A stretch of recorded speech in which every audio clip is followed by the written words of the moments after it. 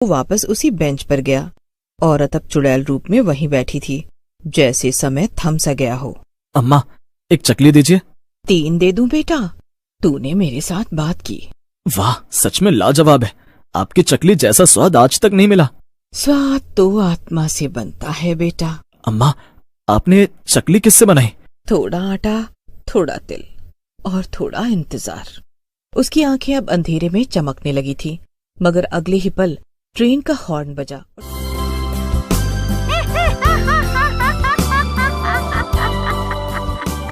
रात के 10 बज रहे थे। महालपुर रेलवे स्टेशन की घड़ी टिक टिक कर रही थी। स्टेशन सुनसान था। वहां बस एक अकेली बूढ़ी औरत बैठी थी, लकड़ी की बेंच पर। उसके पास एक पुराना टोकरा था, जिसमें रखी चकली की खुशबू दूर दूर तक फैल रही थी। राहुल, जो दिल्ली से अपने गांव लौट रहा था, ट्रेन लेट होने की वजह से प्लेटफॉर्म पर टहल रहा था। उसकी नजर उस बूढ़ी औरत पर पड़ी। इतनी रात को ये चकली कौन बेचता है इस वक्त? वो औरत मुस्कुराई। उसके दांत पीले थे और आंखें चमक रही थीं। बेटा, गरम गरम चकली है, ले लो, 2 खरीदो 1 मुफ्त। अम्मा, इस वक्त कौन खरीदेगा? और आप यहाँ अकेली बैठी हैं, डर नहीं लगता? मैं क्यों डरूं बेटा, मैं तो रोज यहीं बैठती हूँ। नाम क्या है आपका? नाम तो भूल गई बेटा, अब लोग चकली वाली चुड़ैल कहते हैं मुझे। क्या मतलब चुड़ैल? आप भी मजाक करती हैं अम्मा। कभी कभी मजाक सच से डरावना होता है बेटा। राहुल कुछ सहम सा जाता है। स्टेशन पर एक बूढ़ा चौकीदार बैठा था, लाला जी। राहुल उसके पास गया और उससे पूछता है, लाला जी, ये चुड़ैल वाली कहानी क्या है? वो चकली वाली अम्मा कौन है? अरे बेटा, तू बाहर से है, इसीलिए नहीं जानता। वो औरत इंसान नहीं है। क्या मतलब? कहते हैं आज से 40 साल पहले इसी स्टेशन पर एक औरत ट्रेन के नीचे आ गई थी। उसका नाम था द्रौपदी। गरीब थी, मगर चकली बनाना उसे बहुत अच्छे से आता था। पूरा गांव उसकी चकली के लिए दीवाना था। एक दिन उसने रेलवे स्टेशन पर चकली बेचना शुरू किया, लेकिन लोगों ने उसे दुत्कार दिया, हंसी उड़ाई। एक अमीर आदमी ने उसका ठेला तोड़ दिया। अपमानित होकर उसने कहा, अगर मेरी चकली दुनिया न माने तो मैं मरकर भी इसे खिलाऊंगी। फिर क्या, वो उसी रात ट्रेन के नीचे कूद गई और अगले दिन से वो प्लेटफॉर्म पर फिर दिखने लगी। पहले लोग समझे कोई और होगी, लेकिन फिर वही चेहरा, वही टोकरी, वही चकली। राहुल के मन में अब जिज्ञासा और डर दोनों थे।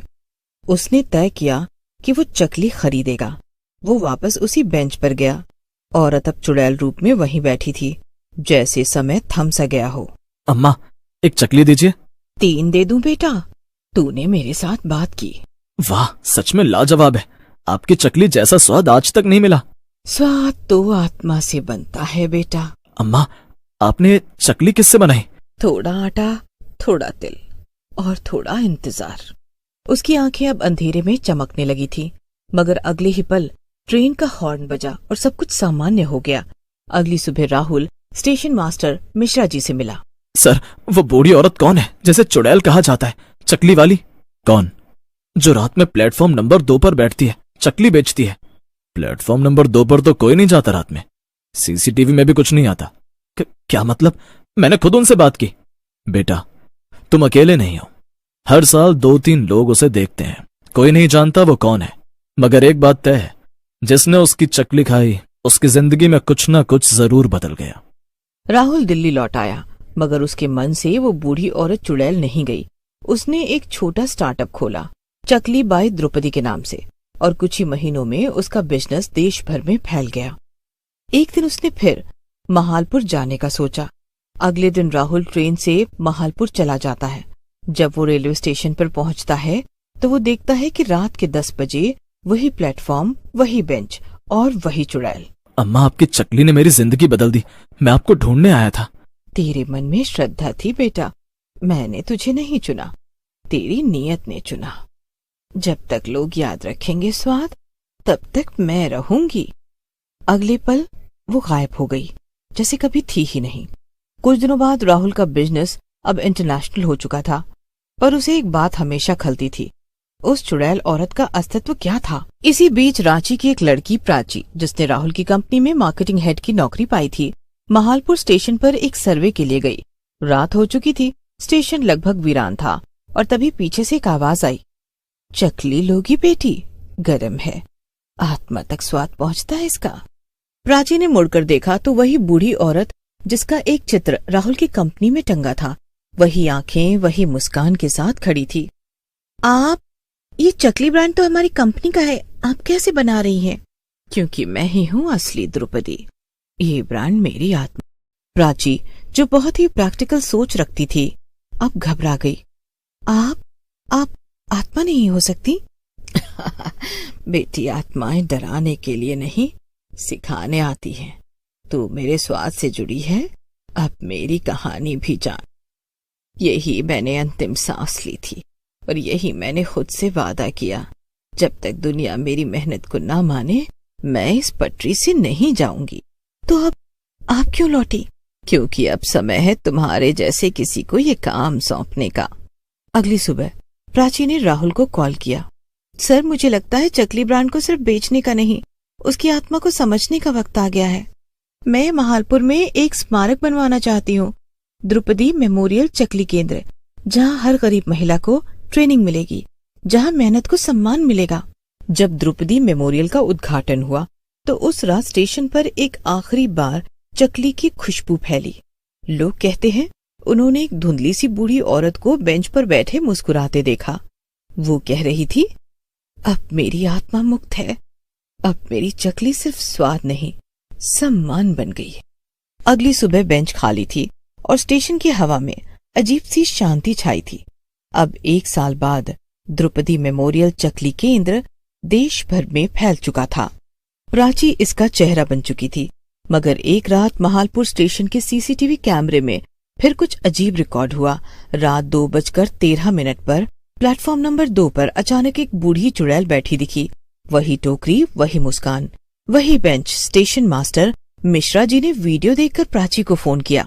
बिटिया, मुझे लगता था द्रौपदी की आत्मा मुक्त हो गई, लेकिन वो फिर आई है। कभी कभी आत्मा को मुक्ति नहीं, उद्देश्य मिलता है। मगर कैसे? हमने तो उनका सपना पूरा कर दिया था। राहुल और प्राची ने मिलकर एक नया प्लान बनाया। चकली एक्सप्रेस नाम की एक ट्रेन जो देश भर के गांव से गुजरती और गरीब महिलाओं को ट्रेनिंग, नौकरी और आत्मनिर्भरता देती। ट्रेन हर छोटे स्टेशन पर रुकती और वहां चकली की ट्रेनिंग व बिक्री की सुविधा देती। इस योजना का उद्घाटन महालपुर स्टेशन से होना था, ठीक उसी प्लेटफॉर्म से जहां द्रौपदी चकली बेचा करती थी। राहुल और प्राची ने रात का समय तय किया, 12 बजे। उद्घाटन के वक्त हवा में फिर वही खुशबू फैली। उन्होंने देखा सामने वही बूढ़ी चुड़ैल खड़ी थी, मगर इस बार वो मुस्कुरा नहीं रही थी। द्रौपदी अब शांत नहीं थी, उसके साथ एक और परछाई आई थी, एक लड़की जिसकी आंखों में आंसू थे। बेटी, मेरी मुक्ति अधूरी थी, क्योंकि मेरी बेटी भी इसी स्टेशन पर मरी थी। किसी ने उसका नाम नहीं लिया, न कहानी सुनाई। आपकी बेटी? हाँ, उसी दिन जब मैंने जान दी, मेरी 9 साल की बेटी भी यही मुझसे चिपकी थी। ट्रेन ने उसे भी कुचल दिया था। उसकी आत्मा भटकती रही, अब वो मेरे साथ है। ये सुनकर वहां खड़े सब लोग सिहर गए। राहुल और प्राची ने मिलकर एक पूरा कैंपेन बनाया और द्रौपदी की बेटी योजना शुरू हुई। इसके उद्घाटन के दिन रात को एक चमत्कार हुआ। चुड़ैल द्रौपदी फिर दिखी। अब हम साथ हैं और अब जा रहे हैं सचमुच मुक्त होने। धन्यवाद बेटी। और फिर चुड़ैल और उसकी बेटी हवा में घुल गई और पहली बार महालपुर स्टेशन की बेंच पूरी तरह खाली थी। एक बार एक पत्रकार ने प्राची से पूछा, मैम, क्या आप अब भी मानती हैं कि द्रौपदी कोई आत्मा थी? द्रौपदी सिर्फ आत्मा नहीं थी, वो एक विचार थी जो भूख, अपमान और मेहनत से पैदा हुआ था। और जब तक एक भी गरीब औरत मुस्कुराएगी, वो विचार अमर रहेगा। फिर 10 साल बाद एक छोटी लड़की जिया प्लेटफॉर्म पर बैठी थी। उसके पास एक छोटी सी टोकरी थी। वो चकली नहीं, कहानियों की एक किताब बेच रही थी। साथ ही वो कह रही थी, एक बार की बात है, एक चुड़ैल थी जो गरीब थी, मगर उसने दुनिया बदल दी। ये कहानी सुनकर दूर किसी कोने में चुड़ैल द्रुपदी, उसकी बेटी एक साथ खड़ी मुस्कुरा रही थी।